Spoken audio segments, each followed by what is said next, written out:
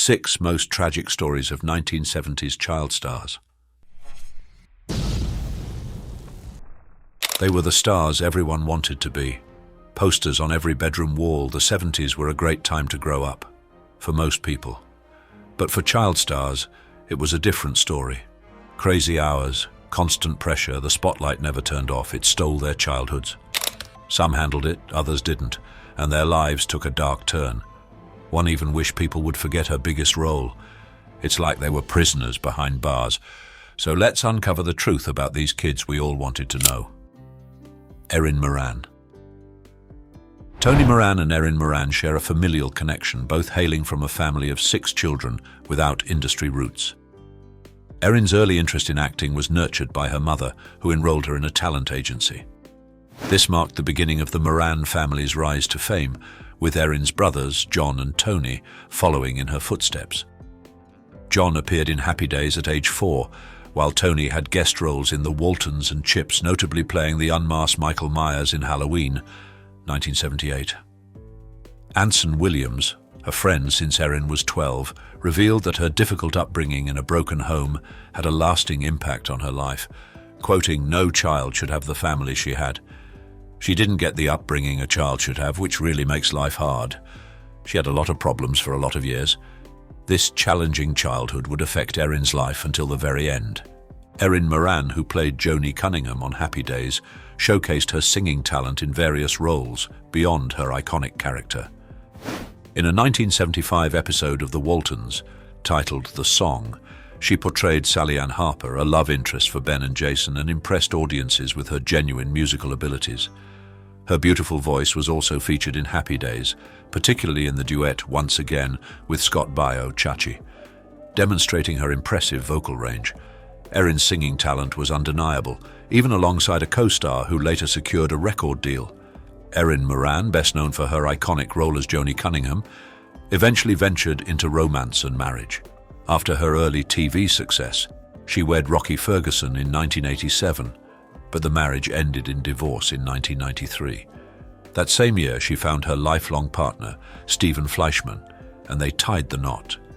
The couple relocated to California and later Indiana to care for Stephen's ailing mother.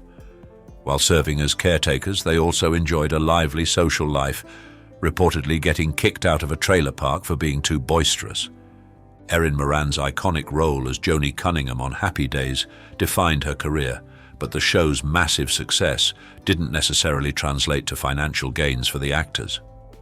In a notable lawsuit, Moran, Anson Williams, Marion Ross and Don Most sought merchandising profits owed to them, citing contracts that entitled them to 5% of solo image usage and 2.5% for group appearances. The dispute centered on CBS's offer of $8,500 to $9,000 versus the cast's demand for millions. Notably, Henry Winkler and Ron Howard were absent from the lawsuit, having secured separate merchandising deals. Although a judge initially rejected the cast's claims, a settlement was reached in 2012, with Anson Williams expressing satisfaction with the undisclosed amount. Despite the show's immense popularity and merchandising success, Moran struggled to achieve lasting fame beyond her beloved character. After Happy Days ended, Erin Moran's career struggled to gain traction. Despite the success of Joni Loves Chachi, the show's cancellation marked the beginning of a decline in her acting career. As the entertainment landscape shifted towards edgier content, Moran found herself relegated to small roles, which eventually dwindled in the 1990s. Financial difficulties followed, culminating in the loss of her California home to foreclosure. She and her husband faced significant financial struggles, with Erin occasionally residing at a Holiday Inn Express. Regular visits to an Indiana bar became a coping mechanism, where she would often express feelings of isolation and frustration, claiming that no one cared about her except her husband. Despite her efforts to find solace in alcohol, her behavior would sometimes lead to her being kicked out of the bar. In 2017, Erin Moran's life took a devastating turn when she was diagnosed with throat cancer, which rapidly progressed, leaving her unable to eat, drink, or speak. Despite her struggles, she found solace in her friendship with Anson Williams, her Happy Days co-star, with whom she regularly texted since she couldn't speak. Unfortunately, her condition deteriorated, and she faced difficulties breathing. Tragically, on April 2017, her husband Stephen found her passed away in bed, holding his hand. Anson Williams, who had been hopeful about her recovery, was overcome with grief upon hearing the news, a sentiment shared by many who cherished her iconic role as TV's beloved all-American girl Joni Cunningham. Jack Wilde. Jack Wilde's life story mirrors the trajectory of his breakout role in the musical Oliver. Born into humble beginnings, he had no aspirations of becoming an actor, instead dreaming of a career in sports or medicine. "I never wanted to be an actor. I saw myself as either a footballer or a doctor," he once confessed. However, fate intervened when a theatre agent, Phil Collins's mother, discovered the Wilde brothers playing football in a park. Enrolled in drama school, Jack landed a role in the West End production of Oliver in 1964, playing Charlie. 4 years later, at the age of 16, Jack captivated audiences as the artful Dodger in the film adaptation, singing his way into our hearts. Jack Wilde's undeniable talent, particularly his musical abilities, played a crucial role in the success of the 1968 film Oliver, which won Academy Awards for Best Score and Best Sound. Not only did Jack perform all of his own singing in the film, but he also had a unique connection to the role of the artful Dodger. The original West End production featured David Jones, who would later gain fame as a member of the Monkees.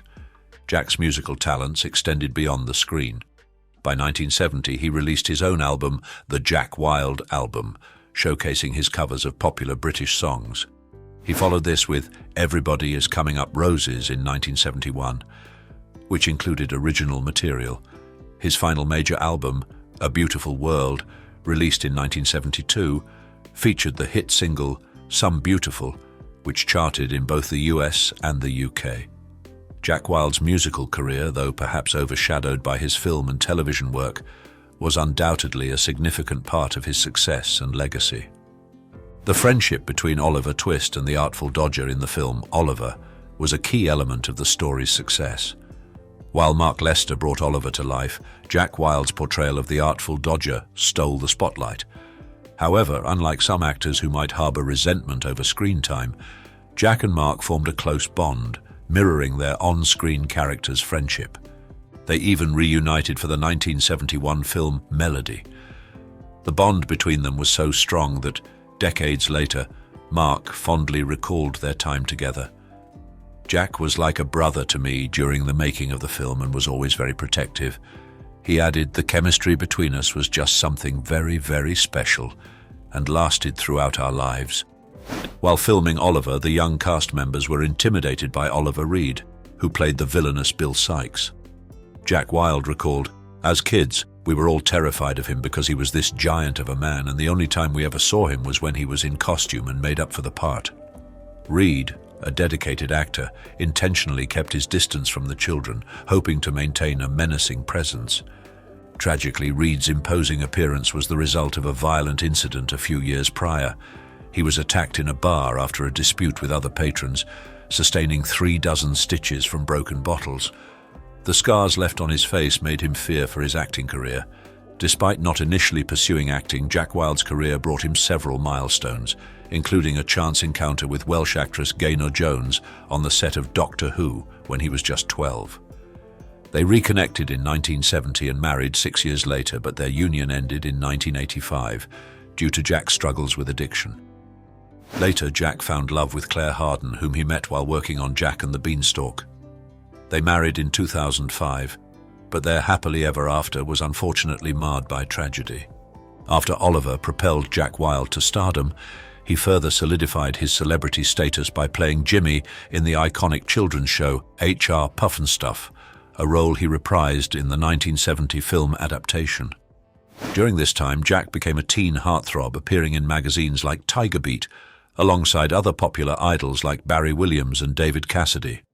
Former Tiger Beat editor Ann Moses recalled Jack as one of the magazine's first stars, but even at 17, she couldn't help but see him as a child, still accompanied by his older brother. Moses likened Jack's time in the spotlight to a shooting star, brilliant but fleeting, leaving a lasting impression but ending all too soon.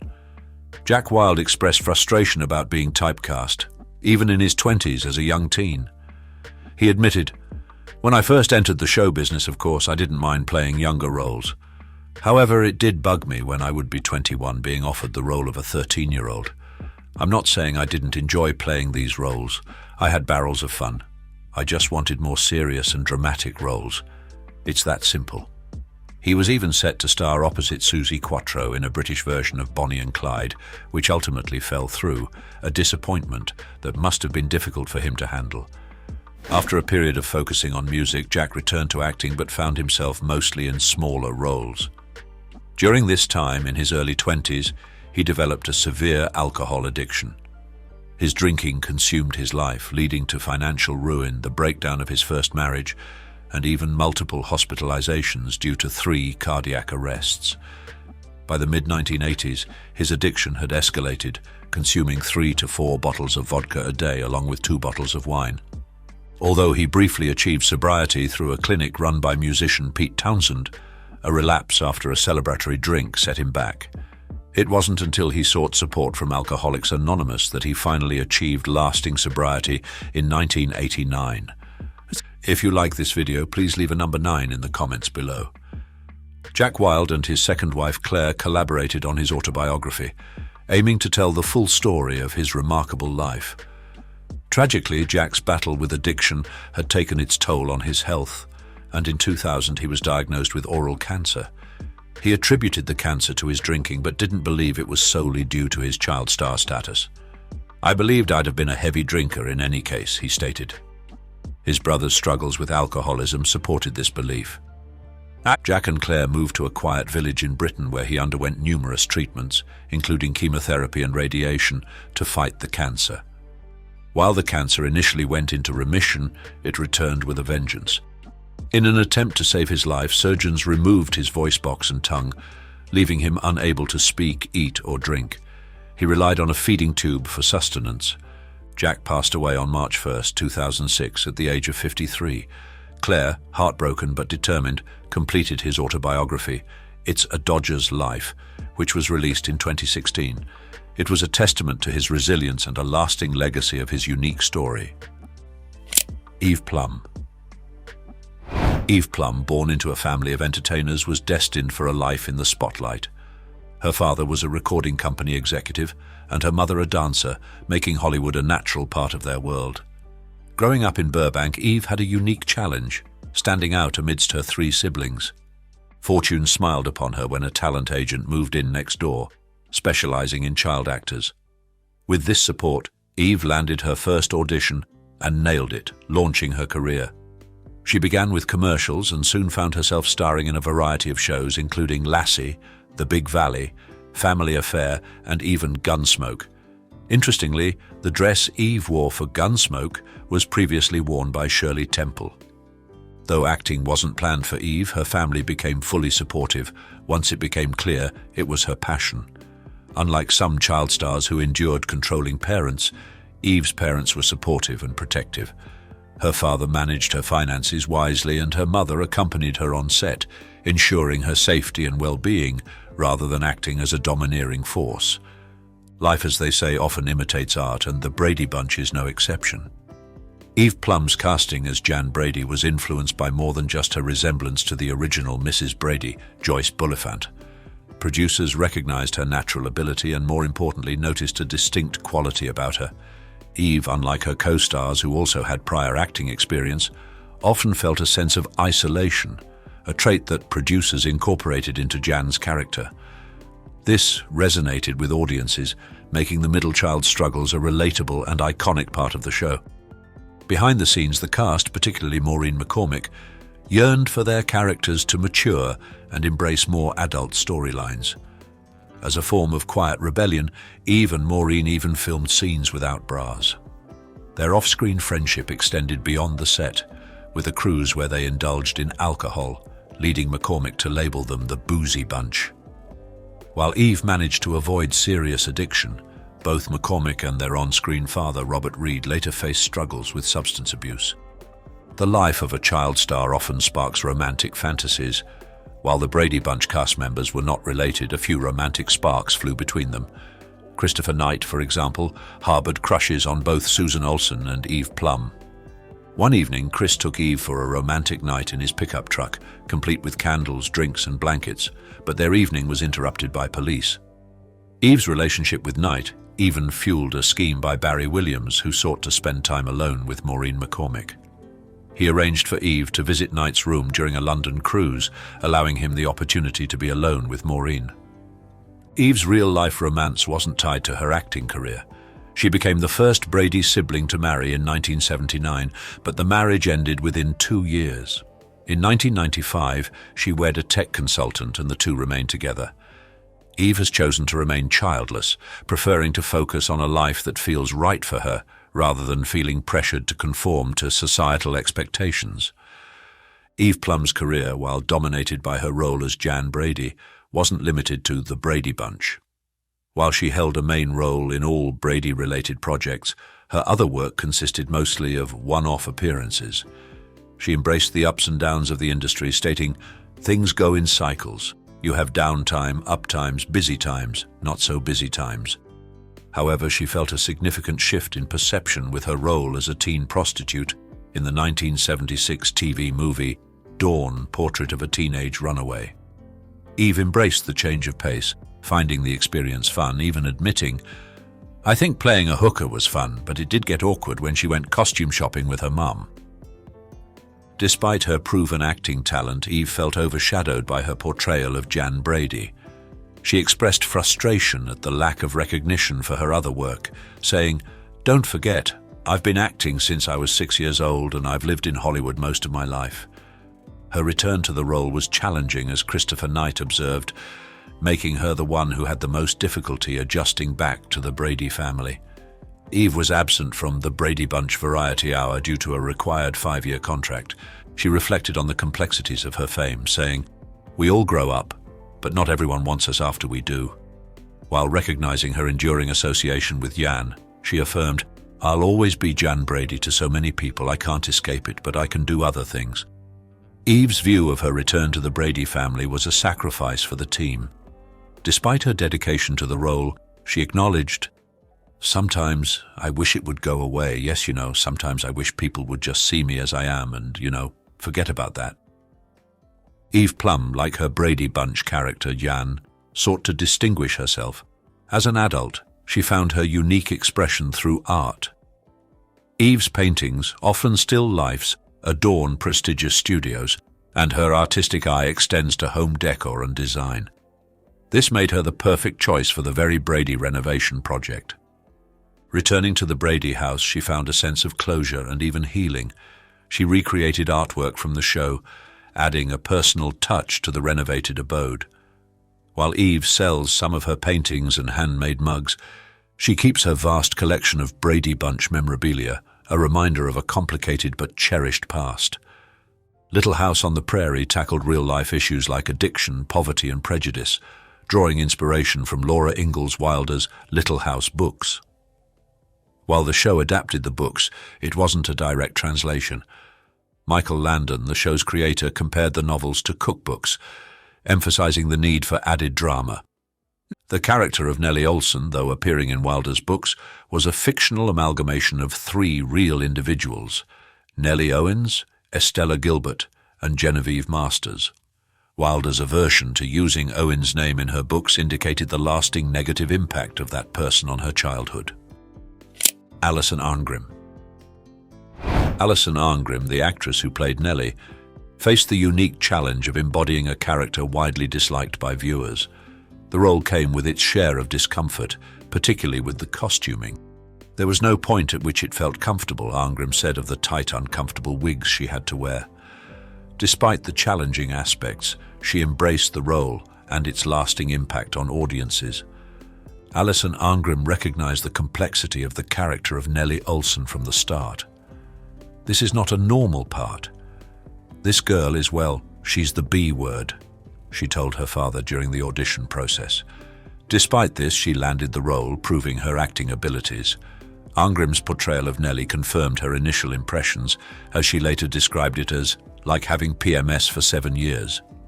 While she expertly played the villain, Arngrim inevitably faced backlash from viewers who hated Nellie. This reached a peak at a Hollywood Christmas parade, when a viewer, enraged by the character, threw a cup of orange soda at Arngrim. Playing Nellie, it seemed, could be a thankless job. Contrary to their on-screen dynamic, Arngrim and Melissa Gilbert, who played Laura Ingalls, were actually close friends. The two actors were initially primed for rivalry, as Arngrim had auditioned for the role of Laura, her top choice, but Michael Landon believed she was better suited for the antagonist. Despite this, the two developed a strong bond, with Arngrim even playfully teasing Gilbert by making romantic scenes with Steve Tracy.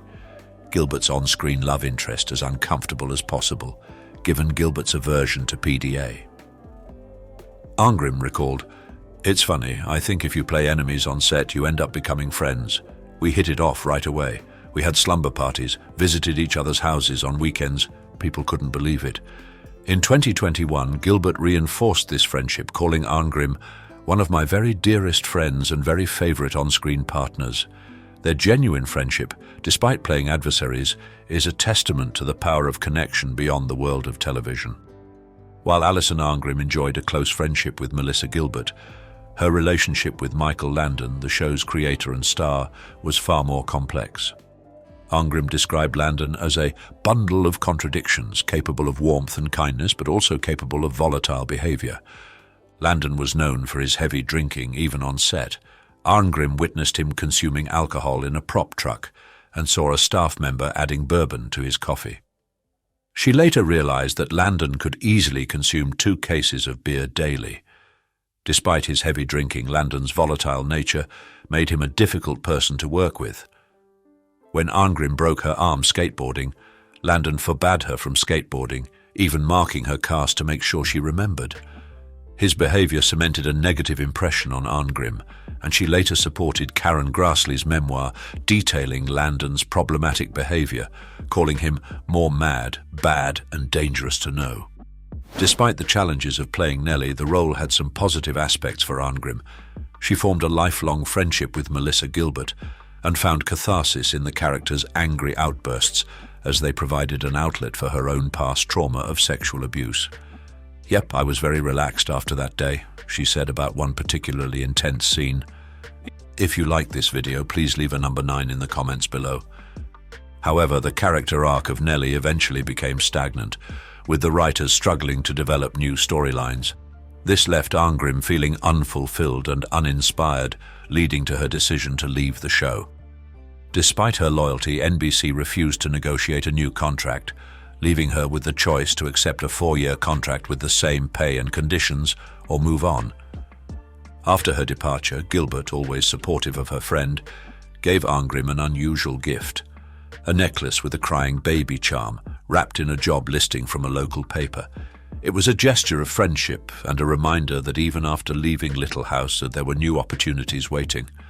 Alison Arngrim, despite being forever associated with the bratty Nellie Olson, has continued a successful acting career, even appearing in the web series Life Interrupted alongside another beloved child star, Bewitched's Darren Murphy. Her most fulfilling work, however, lies in advocacy. Arngrim, having overcome the depression stemming from her childhood abuse, has dedicated herself to helping others. She served as president of the National Association to Protect Children and used her platform to raise awareness about HIV/AIDS. Looking back on her career, Arngrim embraces her Nellie legacy. "I get recognized more now than I did when the show was running. There was a time in my 20s when I would say I didn't want to be recognized as Nellie forever, but Nellie was a lot of fun to play. Indeed, I thought I'd be sick of it, but now it just makes me smile," she says. David Cassidy. The Partridge Family took the world by storm in the 1970s, but unlike many music-based shows, singing talent wasn't a prerequisite for joining the cast. Only 2 members, David Cassidy and Shirley Jones, were musically proficient. David's family was a blend of artistic backgrounds. His parents were actors who traveled frequently, leaving him in the care of his grandparents. David was so disconnected from his parents that he only learned about their divorce through a neighbor 2 years after the fact. His father later married Shirley Jones, forming an acting power couple and adding 3 more children to the family: Sean, Patrick, and Ryan.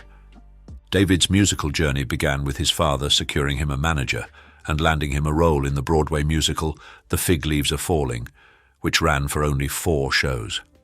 However, a casting director noticed David's potential and offered him guest appearances on shows like Marcus Welby, Maryland, Bonanza, and Adam 12. He further showcased his musical talent with successful singles like Cherish.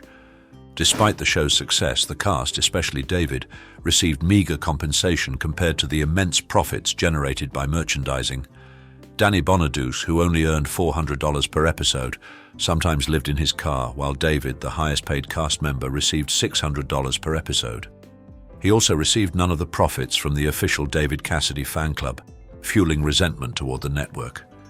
In retaliation, David stole $25,000 worth of guitars and equipment from the set, but his financial woes continued into adulthood. Despite his contract stating he should receive 15% of merchandise profits, he only received $5,000. In 2011, he publicly confronted the network stating, "You owe me a fortune. You want to go to trial. Big bad Sony against David Cassidy. Go ahead." While his net worth was initially believed to be $150,000, it was later revealed to be $1.68 million, yet his stolen salary and struggles with addiction resulted in periods of financial ruin. David Cassidy and Sean Cassidy were half-brothers, sharing their father but not their mother. Sean, an actor and singer himself, fondly recalled their Broadway show Blood Brothers, calling it very cathartic because we both felt connected to our dad. He also said of David, "I loved and adored him, and he was as funny a guy as you'll ever meet." Despite their closeness, Sean witnessed David's struggles with fame and addiction, describing it as so painful and nobody really has the right rulebook on how to manage it. The Partridge Family propelled David Cassidy to global stardom, leading to an overwhelming level of fame.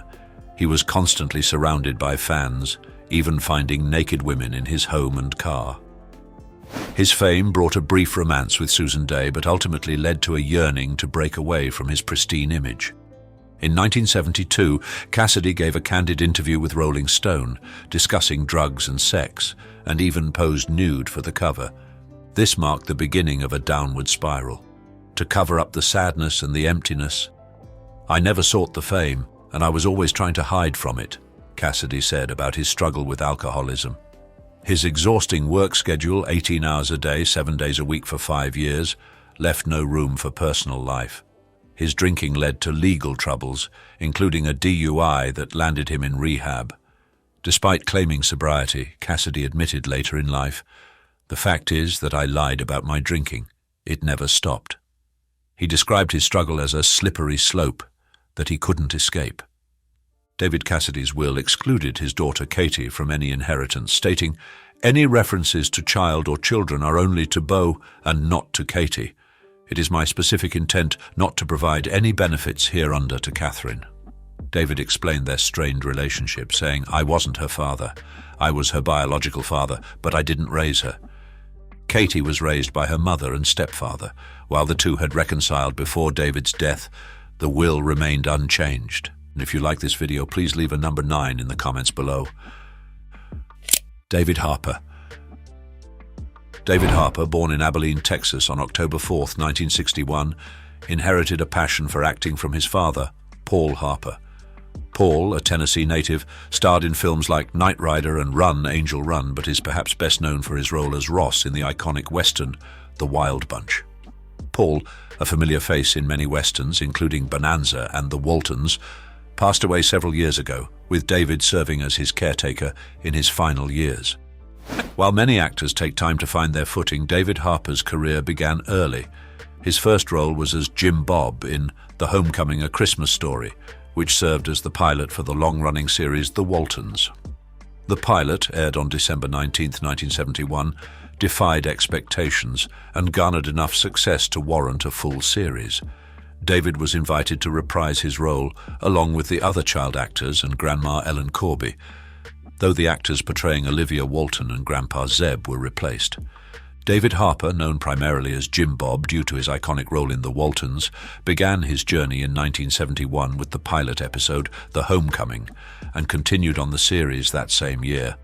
While the show concluded in 1981, Harper continued to portray Jim Bob in various spin-offs and reunions, including A Wedding on Walton's Mountain, A Day for Thanks on Walton's Mountain, and several reunions in the mid-1990s. In fact, 8 out of his 12 acting credits are Walton-related. Harper fondly recalled his time on the show, stating that having a movie studio as a playground is like the ultimate fantasy. The Waltons, while a fictionalized depiction, was rooted in real-life experiences. The show was inspired by Earl Hamner Jr.'s 1961 book Spencer's Mountain, a story of a large family. One of Hamner's siblings, James Hamner, served as the inspiration for the character of Jim Bob. James, the youngest of 8 siblings, lived in his childhood home for most of his life and became a local celebrity due to Harper's portrayal of him. After serving in the military and working in banking and systems analysis, he retired in 2000 and sadly passed away in 2004, enjoying only 4 years of peaceful retirement. Rest in peace, original Jim Bob. And David Harper, the actor who portrayed Jim Bob Walton, embraced a similar spirit to his on-screen character. Both were known for their infectious enthusiasm, though Jim Bob often struggled with paying attention. Harper stated that he played Jim Bob as himself, sharing a love of music with his character. While their hobbies differed, both were hands-on individuals, with Harper's love of jigsaw puzzles mirroring Jim Bob's interest in car restoration. Both also indulged in daydreams, though Jim Bob dreamt of the future while Harper reflected on the past, becoming a certified American Civil War history enthusiast. Both also shared a spiritual side. After a near-fatal accident, Jim Bob contemplated becoming a minister, while Harper declared, "My passion is my relationship with my Heavenly Father." Harper's career, though largely defined by the Waltons, included other notable roles in films like The Blue and the Grey, 315, and Fletch. He retired from acting in 2011 after a 40-year career. He later pursued a business degree and found employment in a California parcel delivery service, a job secured through his Walton brother, Eric Scott, highlighting the enduring bonds forged on set. David Harper values his privacy but enjoys interacting with fans. While he's currently writing a book, hoping to finish it within the next few years, acting isn't his top priority. He's more interested in learning German and visiting Germany. Despite his private life, he remains in touch with his Walton family. "Looking back, I realize we grew up surrounded by adults, but I'm pleased to have been on the show," he says. So there you have it, a glimpse into the lives of some of our favorite child stars, their triumphs, struggles, and everything in between. These stories show that even with fame, life can be a wild ride. Who were you most surprised to learn about? Who do you think navigated the spotlight best? Let us know in the comments. Don't forget to give this video a thumbs up and subscribe to iconicinside for more behind-the-scenes stories. 12 celebs Hollywood won't cast anymore.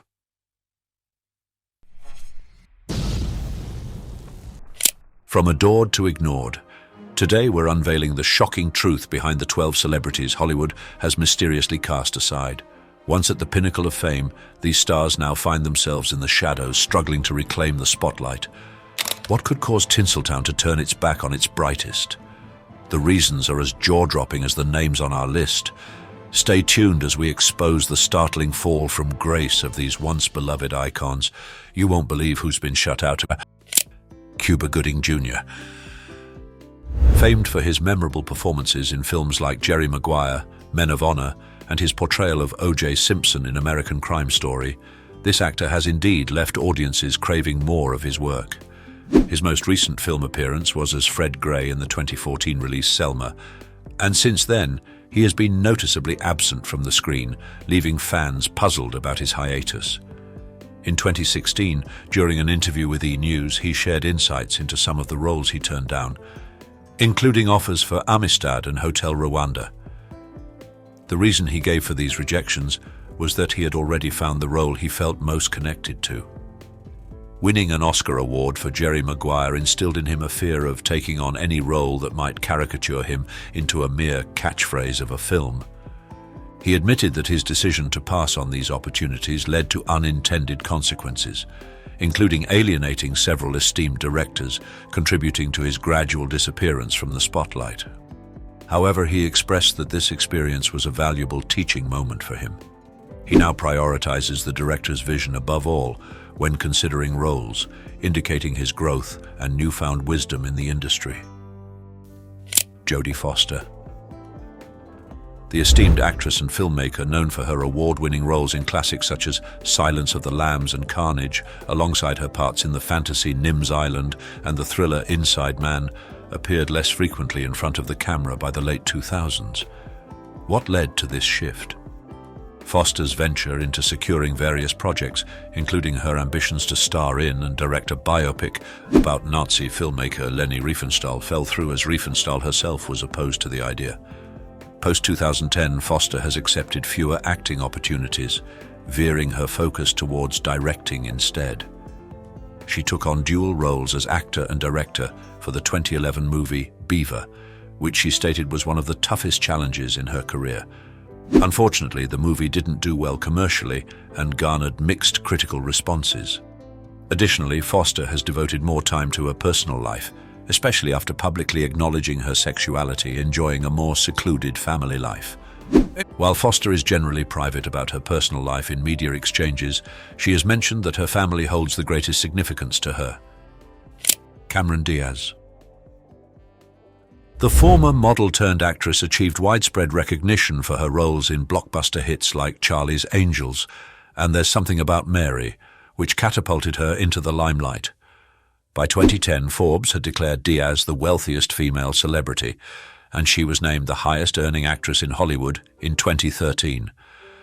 However, her more recent film projects, including Sex Tape, The Counselor, The Other Woman, and Annie, didn't do well commercially and were critically panned, earning her Razzie Awards for the worst actress.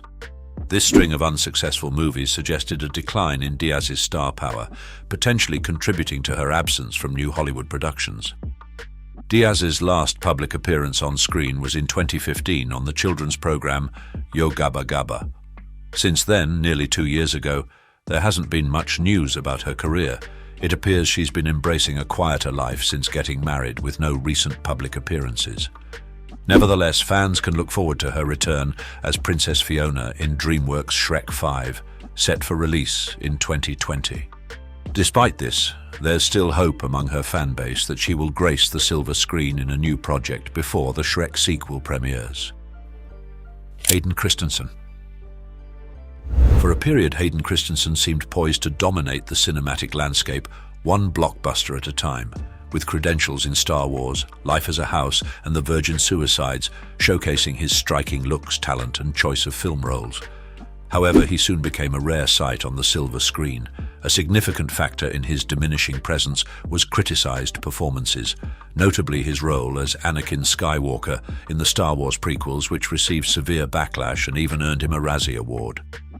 Christensen's role opposite Jessica Alba in Awake led to a Razzie nomination for Worst Screen Couple, marking a trend where his films were either commercial disappointments or critically panned. Among the Star Wars community, there's a segment of fervent fans who argue that his performances in Attack of the Clones and Revenge of the Sith notably weakened the franchise, with many vocal in their dissatisfaction. Regrettably, Hayden grappled with feelings of imposter syndrome, doubting his deservingness of the fame and success that seemed to have been effortlessly bestowed upon him. Fatigued by the constant pressures of his career, he decided to purchase a substantial stretch of farmland in Canada as a retreat. Since taking this step back, he has only participated in a small number of films. His recent works haven't captivated large audiences, leading Hollywood to hesitate in offering him prominent roles. Jennifer Love Hewitt. Throughout the 90s, Hewitt was a prominent figure in the film industry, particularly known for her roles in suspenseful hits like I Know What You Did Last Summer and its sequel in 1998, I Still Know What You Did Last Summer. Her most recent film role was portraying Alison Marks in the 2012 movie Zootopia, which was poorly received, indicated by a meager 10% rating on Rotten Tomatoes. Moreover, Slate's Hollywood Career-O-Matic has unfavorably ranked Hewitt as the least accomplished actress over 2 decades. In the latter part of the 2010s, Hewitt appeared in a few television series such as The Client List and Criminal Minds, but hasn't headlined any major Hollywood productions. Additionally, her performances in the Garfield movies were met with lukewarm responses, reflected in their Rotten Tomatoes scores of 15% and 11% respectively. If you like this video, please leave a number 9 in the comments below. Lindsay Lohan. The once celebrated child actress gained critical acclaim for her dual role in the 1998 remake of The Parent Trap. Following the film's success, she rapidly ascended to stardom, featuring in popular films such as Freaky Friday, Mean Girls, and Herbie Fully Loaded. Despite her growing career, she increasingly became embroiled in a lifestyle marked by partying. Her experimentation with drugs led to legal issues that dominated media and tabloid headlines. Amidst a tumultuous period characterized by arrests, rehab stints, and familial discord, Lohan's career trajectory began to decline. She became infamously known for her unprofessionalism on set, including tardiness and unpredictable behavior. These issues significantly hindered her progress in both her music and acting careers. Coupled with commercial failures and a tarnished public image, it became challenging for Lohan to secure acting roles. It's been nearly 4 years since her last movie role, but she is poised to make a comeback in an upcoming film titled The Shadow Within, which fans hope will reignite her career. Jaden Smith. Renowned as the progeny of Will and Jada Pinkett Smith, Jaden Smith inherited a knack for performing from his accomplished parents. He gained popularity with leading roles in major films such as The Pursuit of Happiness and The Karate Kid, hinting at a promising acting career. However, his journey in the film industry came to a halt following his participation in the 2013 science fiction movie After Earth. Under the direction of M. Night Shyamalan, the film did not perform well at the box office, leading to both Jaden and his father, Will Smith, receiving Razzie Awards for their performances as Worst Actor and Worst Supporting Actor, respectively. The movie's failure deeply affected Will Smith, who shared with People magazine how it left him distressed. While some believe that Will Smith might have influenced Jaden's step back from acting, Jaden has remained active in the public eye.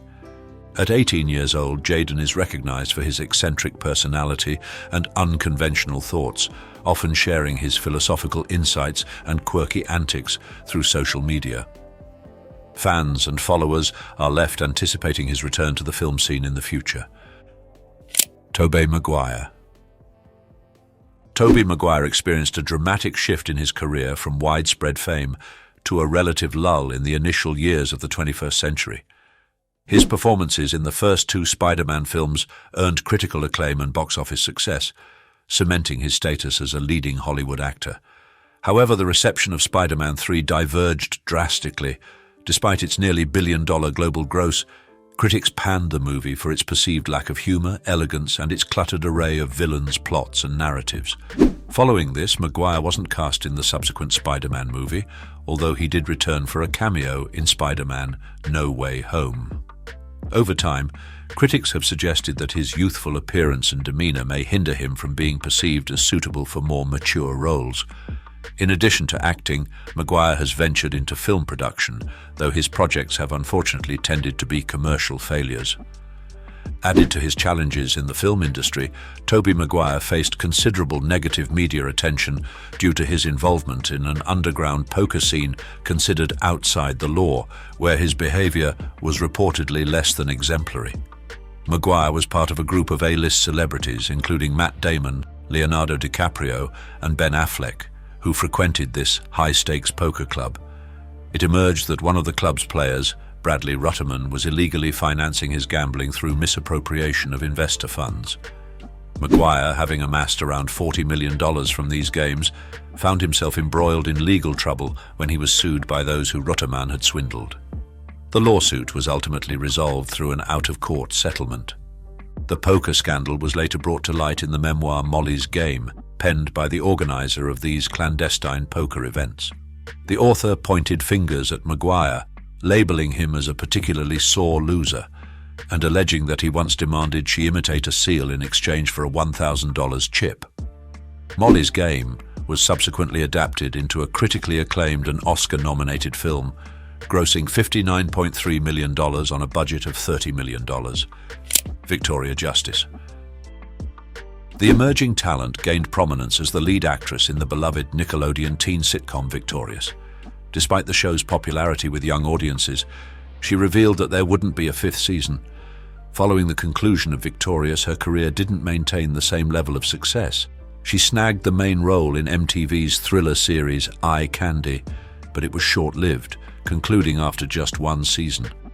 Additionally, she appeared in the film The Outcasts, originally set for a 2015 release but delayed until 2017. While several of her former co-stars, such as Ariana Grande and Avanjagia, have found success in spin-off series and music, Victoria has faced difficulties in furthering her career. Contributing factors include a perceived standoffish demeanor and a publicized conflict with singer Ariana Grande. Gwyneth Paltrow. This highly versatile actress first caught the public's eye in the 90s, starring in notable thrillers like Seven and A Perfect Murder. Despite having a substantial fan base, she has also faced significant backlash over the years, culminating in her being named the most disliked celebrity in Star magazine's list of the 20 most hated celebrities in Hollywood. Paltrow expressed her astonishment at topping this list during a conversation with Stephen Sackur of BBC, where Sackur inferred that the backlash might stem from perceptions of her demeaning others. Paltrow countered this assumption, stating her intention was merely to be genuine, though she conceded that her upbringing was more privileged than most. It has been roughly 2 years since she last took on an on-screen role with her current endeavors, diverted away from acting. The future remains uncertain regarding her return to film. If you like this video, please leave a number 9 in the comments below. Eddie Murphy. This actor and comedian, who became a household name in the 90s, has seen his films rake in over $3.8 billion across the US and Canada since 2014. Yet, his presence in the industry has significantly dwindled, with his most recent film appearance being in 2016 as Henry Joseph Church in Mr. Church. Fans have been curious about his absence from the kind of major blockbuster films he was once synonymous with. A few years back, Murphy teased the possibility of retiring from acting to make a comeback in stand-up comedy, marking a return after 30 years. In a discussion with Rolling Stone, he shared that he was semi-retired and felt satisfied with his current life stage. Navigating through both successes and challenges in his career, Murphy expressed a desire to prioritize his family over career-driven financial gains. He also welcomed a new child with his wife, Paige Butcher. Nonetheless, fans of his work can look forward to his reprise of the beloved character Donkey in the anticipated Shrek 5, set to be released in 2020. Katherine Heigl. In 2009, Katherine Heigl made an appearance on The David Letterman Show, where she voiced her discontent about enduring 17-hour workdays on the set of Grey's Anatomy. Her situation was further complicated by her decision in 2008 to withdraw herself from Emmy Award consideration. She justified her decision by criticizing the quality of the material she was given on the show, stating it was not sufficient to warrant an Emmy nomination. This act was interpreted by some as retaliation for the reduction of her role on the show, though she eventually issued an apology for her public disparagement of the series that had significantly boosted her career. Nevertheless, the repercussions of her actions lingered, as she gained a reputation for being challenging to work with and unappreciative, ultimately leading to her being ostracized in the industry. Beyond her issues with Grey's Anatomy, Katherine Heigl has also expressed criticisms towards other projects she has been involved in, notably stating that the film Knocked Up was sexist. Heigl pointed out that the backlash resulting from her outspoken nature adversely affected her mental health, to such an extent that her actions alarmed her friends and family. This situation led her to seek professional help to manage the severe anxiety she experienced. Despite these challenges, there has been a gradual improvement in her career trajectory recently, which is promising news for someone once associated with the film Bride of Chucky. Billy Zane.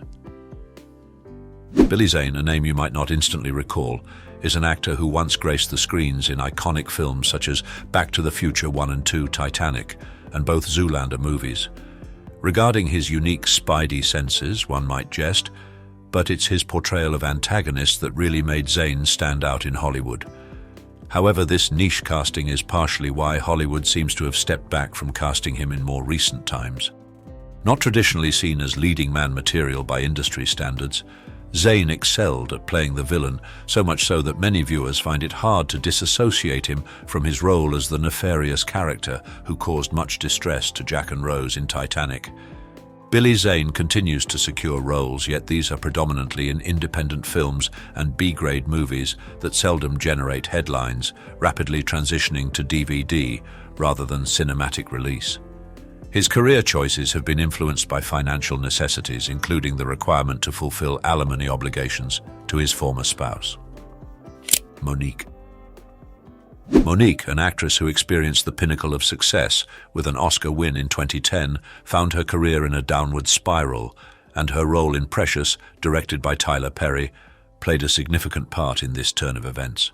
Following the film's release and its critical success, there was buzz about its potential for Academy Awards. Monique was heavily encouraged to attend numerous film festivals to promote the movie, a pivotal contribution to its acclaim. Yet she missed the New York Film Festival, and a dispute over a $100,000 appearance fee led to her absence from the Toronto Film Festival as well. In a revealing interview with The Hollywood Reporter, Monique questioned the expectation placed on her to campaign for an award she never solicited, explaining her stance with an emphasis on humility. Further elaborating to CNN, she disclosed that she received a mere $50,000 for her role in Precious, and outlined the exorbitant travel expenses as a significant deterrent to her participation in the film's promotional tour, especially since the studio declined to cover these costs. Following her decision to respectfully decline an invitation to the Cannes Film Festival, Monique was labeled as troublesome and unreasonable, a perception that led to her being ostracized in the industry. Furthermore, her speech at the 82nd Academy Awards, where she expressed gratitude towards the Academy for recognizing pure talent over politics, was interpreted by many as being unsavory and critical. The situation reached its zenith during one of her stand-up comedy performances, where she audaciously addressed influential figures such as Oprah Winfrey, Tyler Perry, and Lee Daniels with a bold and provocative comment.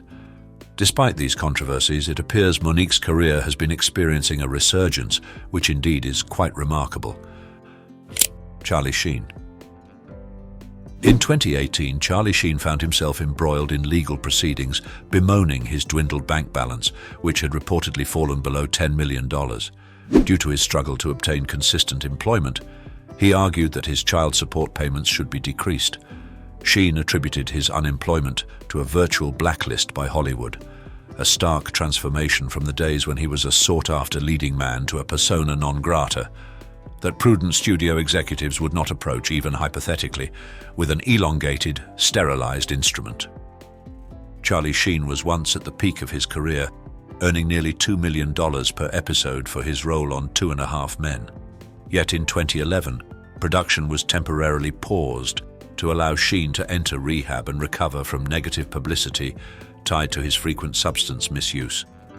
However, following his time in rehabilitation, Sheen demanded an additional nearly $1 million be added to his hefty salary and openly criticized the show's co-creator, labeling him a punk and expressing his disdain for resembling him. Consequently, Sheen was terminated from the series and subsequently encountered challenges securing acting opportunities, ultimately taking a role in Anger Management in 2012, which saw low viewing figures and was discontinued within 2 years. In 2015, Sheen disclosed his HIV-positive status, revealing that he had spent millions to prevent this information from becoming public. Since this revelation, he has remained relatively out of the public eye and, as stated in his court deposition, has struggled to find work. James Woods. James Woods, an actor equipped with 3 Primetime Emmy Awards and a Golden Globe, might not ring a bell for everyone, but he is certainly not one to overlook. His estrangement from Hollywood has been attributed to his outspoken endorsement of President Donald Trump, which has sparked controversy among his peers in the acting and directing community. However, his political standpoint isn't the sole reason cited for his exclusion from mainstream cinema. Woods has also been criticized for alleged racism and declining performance quality, with claims that his films no longer hold the status of Hollywood mainstays they once did, and that his presence on social media was predominantly to propagate extreme conspiracy theories. His Twitter activity led to a temporary ban in 2020, after he shared private information pertaining to a candidate running for office. Finding a recent movie featuring Woods could be quite a challenge. Bill Cosby. An individual once cherished as America's dad, acclaimed for his roles as an actor, comedian and musician, saw his illustrious career tarnished by grave revelations. Bill Cosby was unmasked as a sexual predator, accused of drugging and assaulting numerous women, with the count surpassing 60. In 2018, Cosby faced a conviction for sexual assault and served 3 years in jail before his sentence was annulled due to a procedural error. Nonetheless, the entertainment industry has since ostracized him, a stance that's expected to persist throughout his lifetime. At 85, Cosby maintains a stance of defiance and denial regarding the allegations. The possibility of Cosby's return to television shows or commercials is virtually non-existent, and reruns of most of his previous works have been discontinued. Despite these setbacks and facing multiple ongoing legal battles, he purportedly planned a comeback to stand-up comedy in 2023. Stay tuned, as later in the video we'll reveal another actor who, due to facing serious sexual assault allegations and charges, has become someone Hollywood is currently unwilling to engage with. Hugh Grant. Hugh Grant revealed in a conversation with the Los Angeles Times that he became disillusioned with the film industry after the release of Music and Lyrics. Despite the film's considerable success, accumulating nearly $150 million globally, his following project, Did You Hear About the Morgans, was not received favorably by critics and performed modestly at the box office, with $85 million worldwide, considering its $58 million budget. Grant suggests that after this downturn, Hollywood revoked his status as a leading man. Most of his subsequent films have not been well received, but he is currently experiencing a bit of a resurgence. Nevertheless, his return to the fore is met with reservations. Concerns about his advancing age and Hollywood's hesitancy regarding his box office draw mean that major studios are not eagerly offering him roles.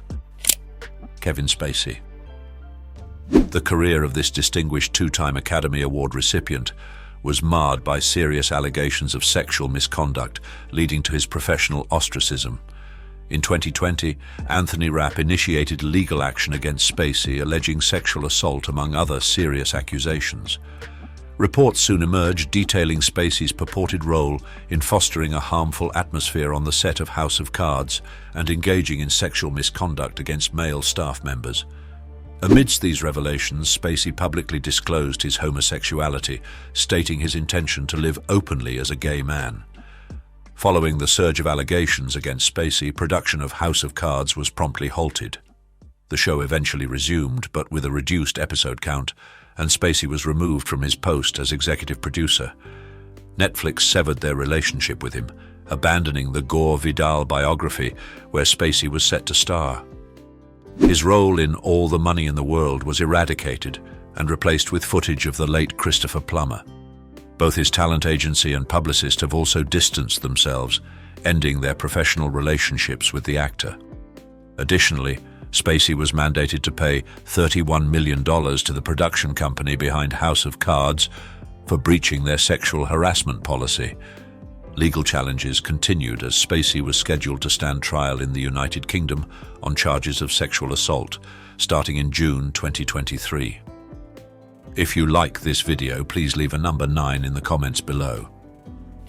Julia Stiles. Julia Stiles graced the big screen notably in the late 1990s and early 2000s, shining in Save the Last Dance. However, her climb to stardom was halted by the disappointing critical and commercial reception of several of her films. Down to You, notably criticized for its lack of substance and referred to as a brain-dead romantic comedy, received a dreary 3% rating on Rotten Tomatoes and didn't recoup its $35 million budget. While she found greater success with the Bourne series, her character met an untimely end in the 2016 installment. Stiles received both Emmy and Golden Globe nominations for her stint in the 5th season of Dexter. But the momentum from this critical acclaim did not catapult her into starring roles in significant projects. She even passed up the opportunity to produce her own film. Subsequently, Stiles' career shifted towards roles in lesser-known films and television series. Her lack of engagement on social media platforms, which contrasts with the self-promotional strategies common among her peers in the industry, may also play a role in her fading prominence. Wesley Snipes. There was a time when Wesley Snipes was a quintessential figure in Hollywood, but now it appears as though the industry wants little to do with him. Firstly, Snipes was known for his candidness, never shying away from discussing the racial disparities and injustices prevalent in Hollywood. Despite his commercial success at the box office, critics often did not favor his films. Additionally, his repeated legal issues did not help his public image, but it was his role in the Blade franchise coupled with his conviction for tax evasion that led to his significant rise and subsequent fall in the entertainment world. The Blade series initially enjoyed significant success, with the first film grossing nearly $140 million worldwide and its sequel bringing in $155 million on a $54 million budget. However, during the production of the third installment, Blade Trinity, complications emerged. Snipes filed a lawsuit against New Line Cinema, demanding $5 million for alleged contract breaches, including discriminatory hiring practices, a $3 million debt, and his exclusion from casting decisions. In contrast, his colleagues portrayed Snipes as highly unprofessional during the film's production. This legal battle with New Line Cinema caused other studios to hesitate before collaborating with Snipes. His 2008 conviction for tax evasion, leading to a 3-year prison term, further diminished his industry presence. Despite these setbacks, Snipes has been making strides towards reviving his career, appearing in films such as Dolomite Is My Name and Coming to America. Farrah Abraham. Teen Mum, a spin-off of the popular MTV show 16 and Pregnant, debuted in December 2009 and has undergone various rebrandings while maintaining its core theme. In October 2017, Farrah Abraham was let go from the series due to her decision to pursue a career in the adult entertainment industry, which was in conflict with the show's image. Despite attempts to entice her with incentives to leave the adult sector, Abraham opted to continue, perceiving it as a more lucrative path. Abraham's foray into the adult entertainment business has, however, created a substantial impediment to obtaining conventional roles within Hollywood. Consequently, her visibility on mainstream TV has been limited, with her most recent appearance dated back to 2019. Jim Caviezel. Jim Caviezel demonstrated his exceptional acting abilities through films like The Thin Red Line and The Count of Monte Cristo. However, it was his involvement in The Passion of the Christ, a film as celebrated as it was divisive, that dramatically altered his career trajectory. The film, directed by Mel Gibson, was a global sensation, blending profound emotion with contentious themes and significantly boosting Gibson's fortunes while simultaneously marginalizing Caviezel in the industry. Caviezel was aware of the potential repercussions on his career when he accepted the lead role in this biblical saga. Mel Gibson himself cautioned him shortly after offering him the role, predicting that his Hollywood career might conclude as a result. Despite the warnings, Caviezel pursued the part, contributing to a film that earned 3 Academy Award nominations and grossed over $600 million worldwide. Nonetheless, the prophecy about his career challenges post The Passion of the Christ became a reality. Caviezel's outspoken political beliefs, promotion of QAnon conspiracy theories, and his hesitancy to act in romantic scenes further distanced him from major studio projects. Judge Reinhold. The 80s marked the height of Judge Reinhold's acting career, during which time he delivered acclaimed performances in hits like Fast Times at Ridgemont High and Beverly Hills Cop, seemingly on the verge of unparalleled stardom. However, contrary to early forecasts of his apparently destined rise, his prominence in the mainstream waned. Presently, his roles are largely confined to unnoticed direct-to-DVD films that generate little fanfare. Reinhold's fall from favor in Hollywood has been attributed to his notorious reputation for having an oversized ego and for being difficult to work alongside on set. Reflecting on his prime, Reinhold has acknowledged his troublesome behavior, admitting, "I was spoiled and I was arrogant. I was very demanding, had an overblown image of who I was, and got a reputation for being difficult, and rightly so." Besides his demeanor, Reinhold concedes that poor career choices also played a part in his decline, leading to a mutual disinterest between himself and Hollywood's mainstream opportunities. Taylor Lautner. The success of the Twilight Saga, in which Taylor Lautner starred as werewolf Jacob Black, suggested a promising future for the young actor. His newfound status as a teen icon and heartthrob led to him headlining the 2011 film Abduction. However, the movie failed to impress, with Lautner's performance coming under scrutiny and criticism for its lack of depth. Following this setback, his career trajectory shifted, finding him in minor roles predominantly within Adam Sandler's comedic productions, such as Grown Ups 2 and The Ridiculous Six. While Lautner is still relatively early in his career and has experienced some exposure on television since the mid-2010s, there remains a looming possibility that his career might dwindle before reaching its full potential. Mike Myers. There was a period when this man was synonymous with outstanding comedy, understanding precisely how to hit the funny bone. Unfortunately, it appears he's strayed from what initially made him successful. Why he decided to extend the Austin Powers and Shrek series is up for debate, as those later entries arguably diluted their franchise's legacy. Moreover, his attempt with The Love Guru did not do his reputation any favors, to say the least.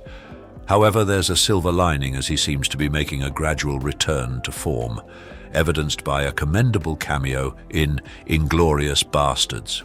We're all holding out hope that in his future comedic endeavors, he'll rediscover his flair and once again deliver the laughs we know he's capable of. Seann William Scott. The challenge with being pigeonholed as the perpetually juvenile, sex and party-obsessed high schooler is that such roles become less convincing and perhaps less appealing as one matures and approaches middle age. This predicament seems to have befallen Seann William Scott, who is indelibly associated with the character of Stifler from the American Pie series. In the wake of this iconic role during the early 2000s, Scott found himself frequently cast in similar parts as seen in films like Dude, Where's My Car? And Old School. With time, however, the demand for such roles has waned considerably.